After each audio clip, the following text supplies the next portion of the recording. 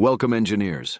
Today I'm demonstrating the Gravitational Time Dilation Interactive Calculator, a precision tool that solves a critical problem in satellite navigation and deep space mission planning.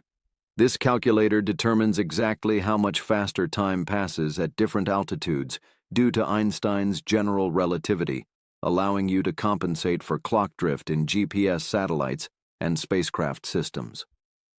Let's examine the input fields. First is the mass of the gravitational body in kilograms. For Earth, that's 5.972 times 10 to the 24th kilograms.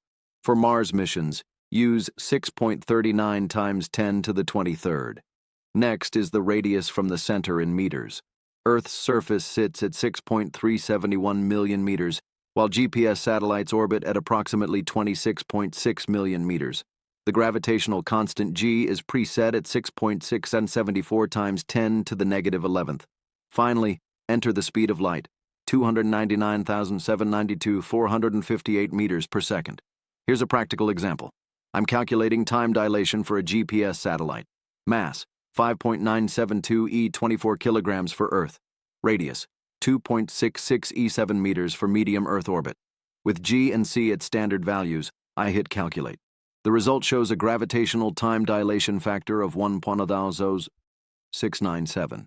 This means the satellite clock gains 60.2 microseconds per day compared to Earth's surface. Over 1 year, that's 22 milliseconds of drift. The output gives you the dimensionless time dilation factor.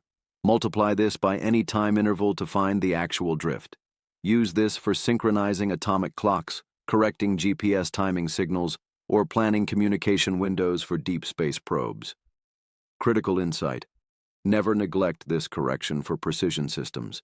Even small factors compound into significant errors. Find the link in the description below.